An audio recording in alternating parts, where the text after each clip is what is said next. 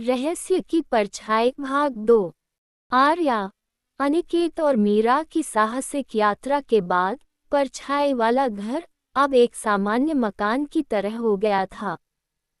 गांव के लोग अब उस घर के पास बिना किसी डर के जाते थे। लेकिन इस लॉन्ग स्टोरी इन हिंदी का रहस्य पूरी तरह सुलझा नहीं था। एक दिन आर्या को गांव की पुरानी लाइब्रेरी में एक और प्राचीन किताब मिली। किताब की हालत बहुत खराब थी, लेकिन उसमें कुछ ऐसी जानकारियां थीं जो उनके पिछले अनुभवों से जुड़ी थीं।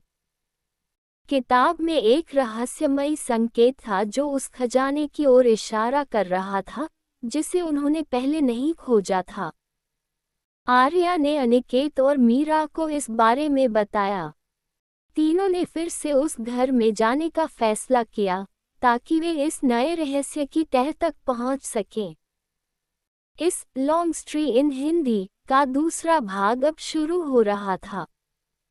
उस रात जब आसमान में चांदनी फैली हुई थी, तीनों दोस्त फिर से घर के अंदर दाखिल हुए। इस बार घर में एक अलग ही ऊर्जा थी, मानो वह उन्हें बुला रहा हो। वे धीरे धीरे घर के हर कोने को खोजने लगे। अचानक मीरा को दीवार पर एक खास निशान दिखा।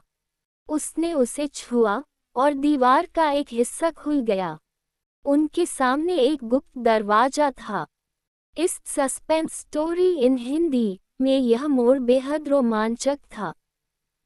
दरवाजा खुलते ही उन्होंने सामने एक लंबी सुरंग देखी।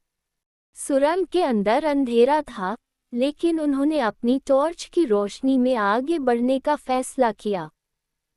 सुरंग के अंदर उन्होंने प्राचीन चित्र और शिलालेख देखे जो किसी पुराने सभ्यता की कहानी बता रहे थे।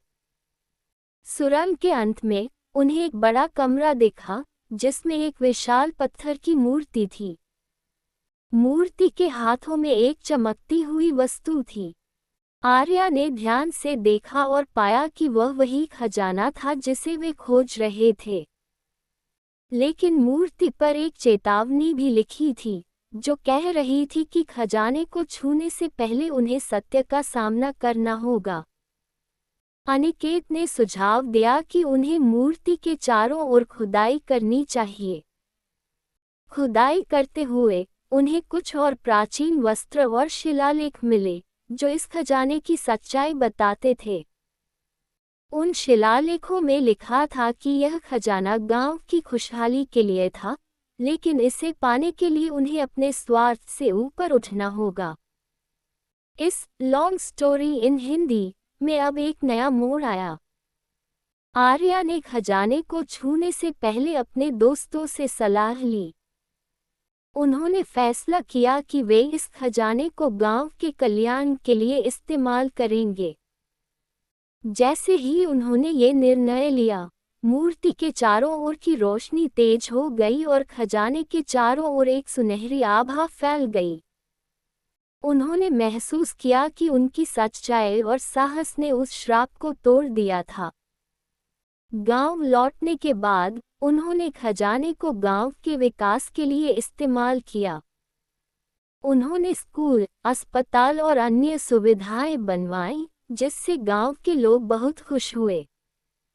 इस लॉन्ग स्टोरी इन हिंदी का दूसरा भाग दिखाता है कि कैसे सच्चाई, साहस और निस्वार्थता से किसी भी रहस्य को सुलझाया जा सकता है।